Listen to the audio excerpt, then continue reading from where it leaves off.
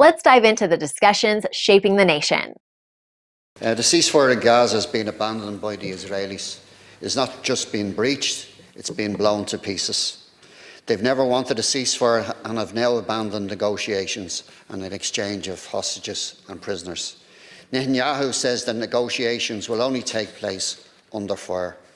Already Israeli forces have moved to partition the Gaza Strip.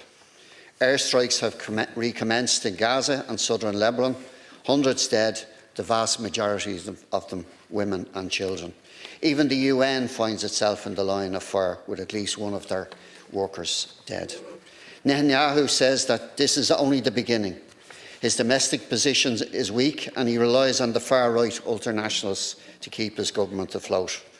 Those ultranationalists did not accept the ceasefire, and now the price for their support is dead Palestinians so that a budget can be passed by the Knesset and avoid an election. This is all done with the tacit approval of the American administration. Indeed, the US is blaming Hamas for the renewed violence when they've yet to retaliate to this latest bloodshed.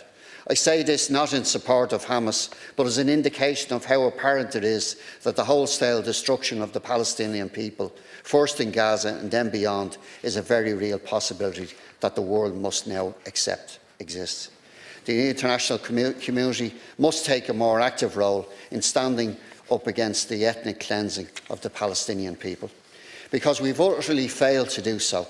The international community has stood by while shells and bombs have rained down on innocent people with genocidal fury. And talk such as we had in this chamber about watering down the Occupied Territories Bill only emboldens Benjamin Netanyahu and his cronies to commit further war crimes.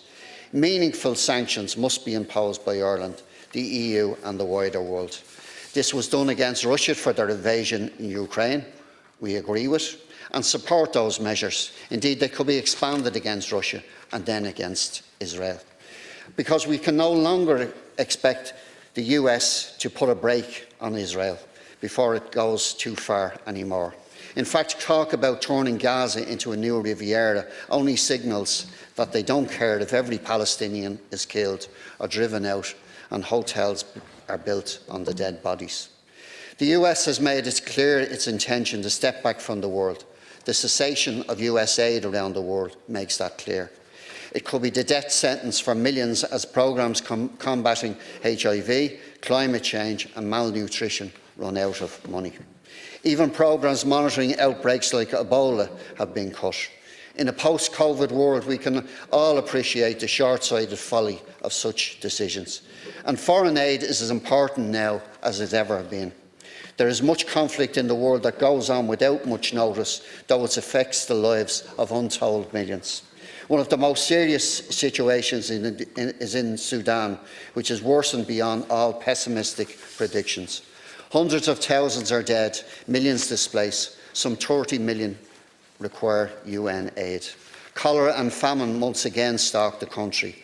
The capital, Khartoum, is a ghost town and civilians have been the target of the most dreadful war crimes.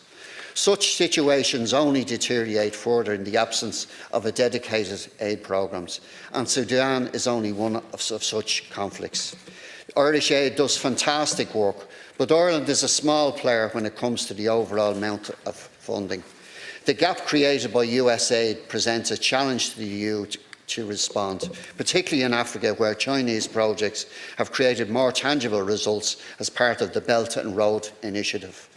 The EU is a source of major funding, but sometimes you have to ask if overseas development assistance is going to the right places to produce the same tangible results.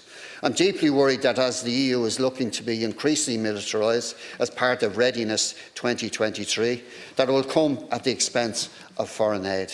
Building Fortress Europa and becoming as insular as the US will not make the world or leave any of us in a safer place.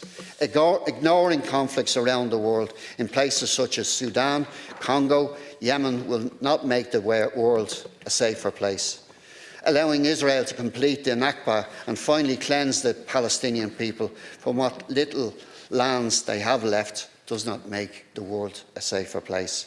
If we wish to discuss the international security in any meaningful way in this chamber, we need to see the broader picture of how our actions, and more importantly, inactions, impact on the world around us. Thank you, Deputy. Like, share, and subscribe, and let us know your thoughts in the comments. We'd love to hear from you.